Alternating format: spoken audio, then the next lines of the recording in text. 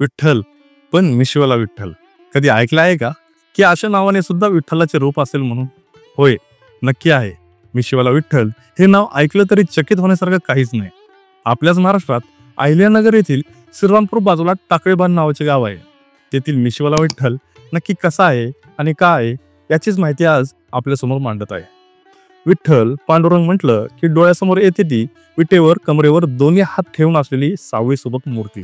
मात्र श्रीरामपूर तालुक्यातील टाकळीबांध या गावातील विठ्ठलाची मूर्ती आगळी वेगळी आहे. इथल्या विठ्ठलाला मिशी आहे. 4 हातांसह डोक्यावर पिंड धारण केलेली मूर्ती आपल्या पुरातन काळातील मंदिरात विराजमान आहे. 2 हात कमरेवर, इतर 2 हातात शंख आणि चक्र आहे. होय, आपल्या अहमदनगर जिल्ह्यातील म्हणजेच आताच्या अहिल्यानगर जिल्ह्यातील श्रीरामपूर नेवासा महामार्गावर वसलेले टाकळीबांध हे गाव प्रति पंढरपूर म्हणून ओळखलं जातं. इथल्या यादव कल्याण मंदिरातील या विठ्ठलाच्या मूर्तीमुळे मूळ वालुमाय असलेली मूर्ती आणि पंढरपुरातील मूर्ती एकाच काळात घडलेली असावी असंही सांगितलं जातं.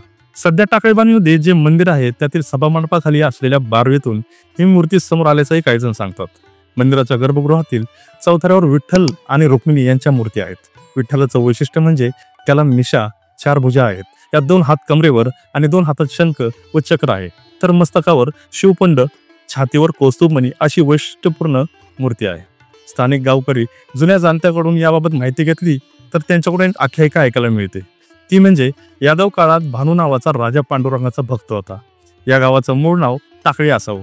भान राजाच्या वास्तव्यामुळे या गावाचे नाव टाकळीबांध पडलं असेही सांगतात. या गावातील चतुर्भुज विठ्ठल मूर्ती यादव काळाच्या आधीही असल्याचं अनेक इतिहास संशोधकांनी नमूद केलंय.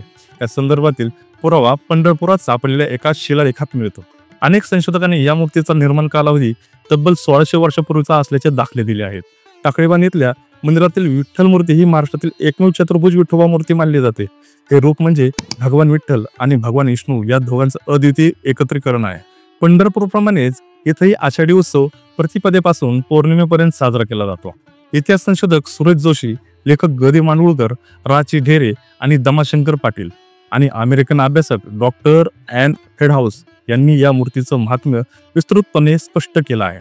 टाकळीबांध गावाच्या मध्यभागी एका उंचाट्यावर असलेले हे मंदिर 1977 साली झालेल्या जीर्णोद्धारानंतर सत्तेच्या स्वरूपात आहे. संपूर्ण मंदिर हेमाडपंथी शैलीचं असून त्यावर सुंदर कोरीव नक्षीकाम केलेलं आहे. सभामंडप, अंतराळा आणि गर्भगृह असे या मंदिराचे स्वरूप असून अंतराळातील 2 कोरीव खांबाच्या शेजारी हनुमंत आणि गरुडदेव यांची मूर्ती आहे. गर्भगृहाच्या प्रवेशद्वारावर वैशिष्ट्यपूर्ण कोरीव काम असून गर्भगृहावरील चौथऱ्यावर विठ्ठल आणि रुक्मिणी यांच्या मूर्ती विराजमान आहेत. टाकळीबांधच्या विठोबाचे रूप संतांच्या अभंगांमध्ये दिसून येतं.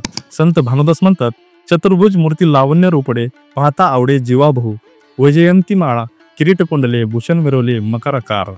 संत ज्ञानेश्वर म्हणतात, संत भेटे आज मज त्यांनी झाला चतुर्भुज, दोन्ही भुजा स्थळी सहज, दोन्ही सूक्ष्मी वाढल्या.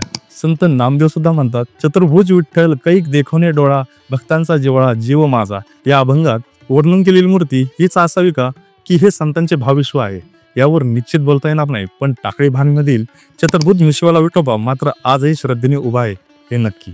या मंदिरासाठी यादव राजानं त्या काळी 90 एकर जमीन देवस्थानाला दिली होती. टाकळीबांधचा चतुर्भुज विठोबा मिशी असणारे महाराष्ट्रातील एकमेव मिशीवाला विठ्ठल आहे. मिशीवाला आणि चैतन्याने रांगडा रूपाने भारलेलं विठ्ठल रूप भक्तांच्या मनात गाभाऱ्यातून थेट नवचैतन्य देऊन जातं.